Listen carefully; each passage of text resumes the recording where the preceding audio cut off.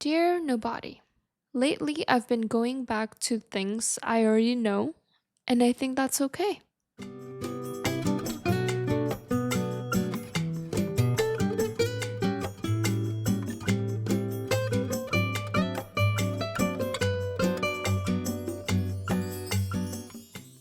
Welcome back to another episode of Dear Nobody. I think there's a beauty in rewatching or redoing something we've done before. I know in my last episode I talked about wanting to step out of my comfort zone more and more, and I still mean that, but I've realized that growth doesn't have to be uncomfortable all the time. Sometimes it's nice to go back to what feels familiar, like recharging yourself in the midst of saying yes to new things when they come. We always say we need to leave our comfort zone in order to grow. But leaving our comfort zone doesn't mean you're never allowed to feel comfortable again. I think both can exist at the same time. And having a good balance of being in both comfort zone and not is the best way to grow in life. I think it's necessary for us to feel somewhat comfortable while doing something new in our lives. Like example, we're always taking a journey in life because we don't know what future holds for us. So in that case, we're always in the realm of the unknown, and to always feel like everything is ambiguous for you or that you don't have your feet on the ground, that is very exhausting. You want to have that sense of stability or familiarity in some ways, and no matter how independent or free you are, I think it's always nice to go back and feel secure again. It's similar to the feeling when you're visiting your parents in a long while, and you know how parents are like. They will always see you as a child. And when they see you, they would be in their default mode of being a parent.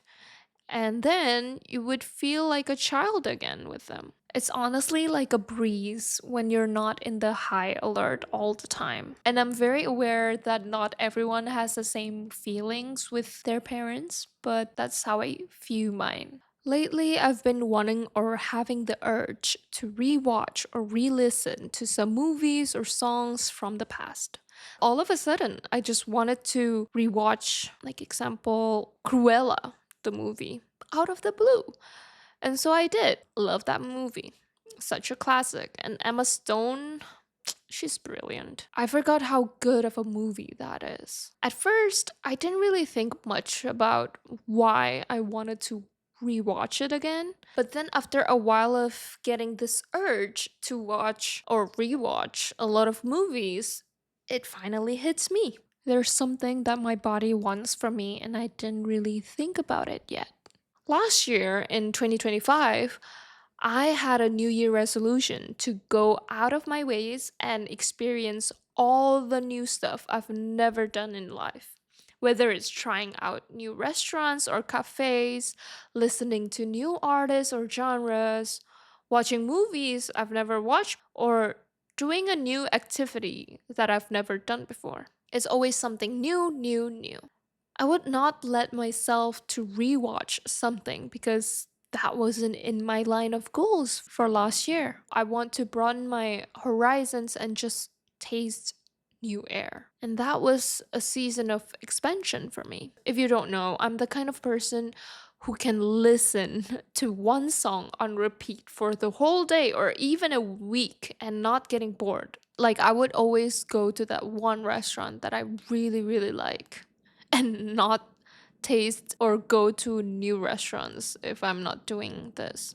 So I really needed this expansion journey last year. I grew a lot and I enjoyed every bits of the new experiences. But since I did it for a year straight, I think my body is getting tired of receiving all of this new information, and I needed a good balance between receiving new information and retrieving back old information and putting it in front of me again to taste it. I don't want to box or limit myself in doing something new all the time.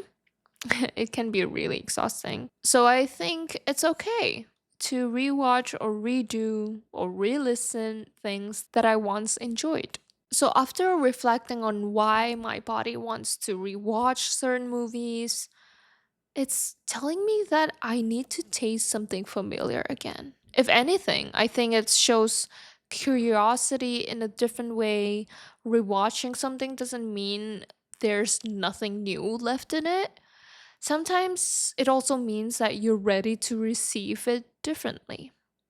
I really believe that when you revisit something, you can walk away with a completely different message, a new emotion, or a deeper understanding than the first time around. Revisiting these stuff shows me how much I've grown from the last time I've watched it. Why rewatching can still teach you something. Well, the younger me who watched Cruella at that time was a completely different me than the current me who just watched it. Back then, I used to be kind of scared of villains and, dislike them in a way. I mean, a child will always have that kind of feeling towards the bad guys. So I was always rooting for the good guy or the protagonist all the time. But as I grow older, I really like anti heroes. Not, well, for villains, if they come around to get into their normal senses again and become a better person, then that's fine.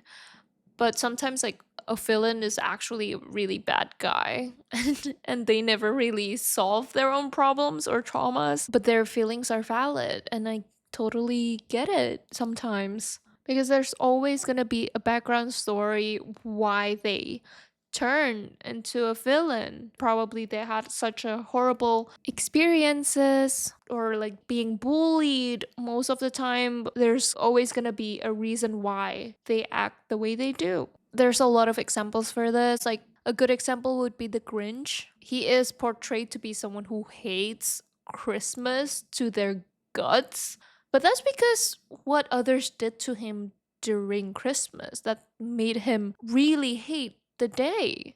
He used to be like everybody else. He loved Christmas, but because of those horrible actions from his friends, then he revolted and became the villain who hates Christmas. And everyone have their own story why they become the way they do.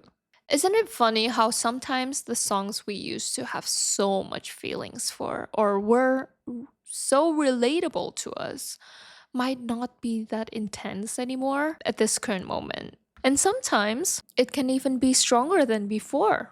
That one song that you never really had any connection to might be your whole world right now because it might describe what you're currently feeling. I certainly have that one song that was nothing to me before.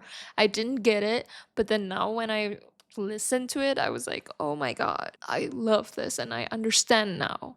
And I totally get it. It's incredible how we get different messages at different stages of life. We notice new details, meanings, perspective, emotions, and that's growth already. Our body seems to know what we're missing or aching for. Like, for example, that one song that's always on repeat for you right now. It might be a clue of what you're actually missing or feeling underneath all of this multifaceted person. Sometimes we don't even realize and couldn't really pinpoint what we were feeling until we listen back to those songs that really describes our feelings or moods. I'm gonna tell you my experience with this one song. I was just listening to What Was I Made For by Billie Eilish, and it's truly a remarkable song. From the start of the song and the lyrics, it has this magical, nostalgic feeling that's kind of melancholic in a way. Not to mention the lyrics, too, talking about what we are made for and losing the sense of purpose in life. It's truly amazing how a song can convey a lot of emotions and feelings we might not be able to express. The reason why I'm bringing up this song is that it used to be my favorite song ever. I listen to it every day and it's always on repeat. I was at a point of my life that this song really captures the life that I was in.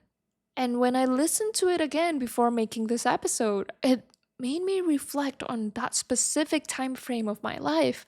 And I remember I didn't really realize how this song was that meaningful to me back then.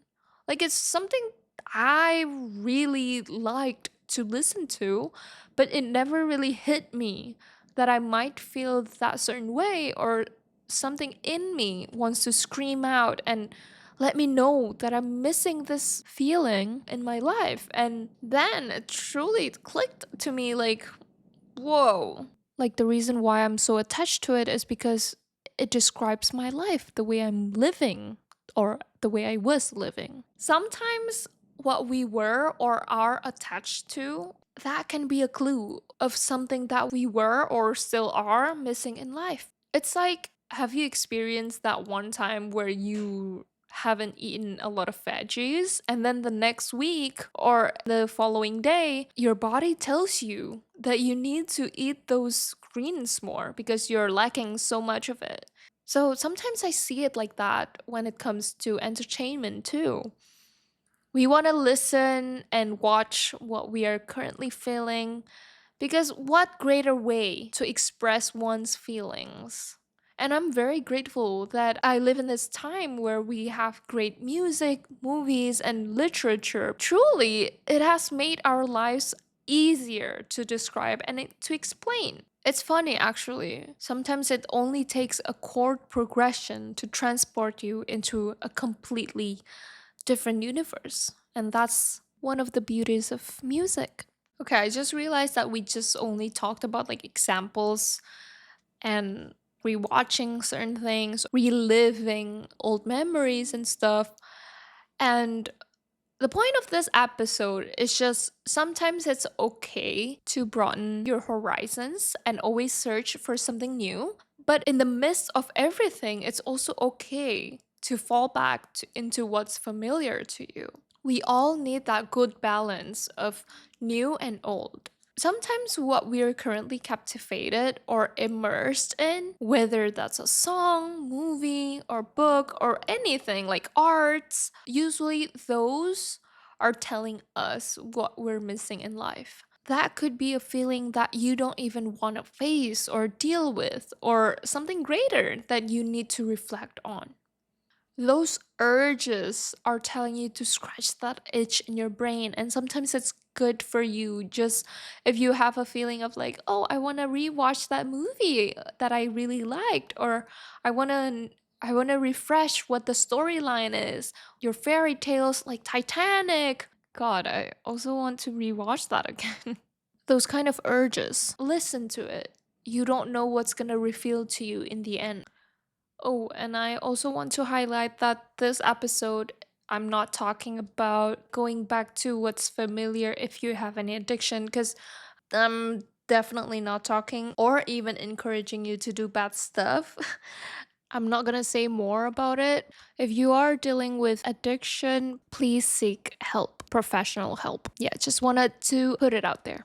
To close out this video, I would like to say that maybe growth isn't always about chasing what's new. Sometimes it's about meeting something familiar with new set of eyes. It's okay to not always go out from your comfort zone, because we all need to feel safe and secure at times, not to always be bare and naked. So that's it for today's episode. I hope this shines some light into you that it's completely normal and it's okay to step back and be in your familiar zone. Because like very beginning of this episode in the very beginning of this episode, I also talked about how we are in the realm of the unknown and we don't know what's the future holds for us. So in that sense, we don't really have our 2 feet on the ground. So it's totally fine to step back and take a breather, going to your comfort zone again, just a little bit. As long as you have a good balance of in and out of your comfort zone, I think that's great. I'm actually in Canada right now for a vacation, so I'm gonna have fun here before the school starts. New episodes every Thursdays. You can also follow us on Instagram at Dear Nobody Podcast. And you can also write to us anonymously anything you'd like to share, experiences, thoughts, or anything really. It's going to be in our Instagram link bio. And as always, thank you for hanging out with me, and I will talk to you next week. Bye.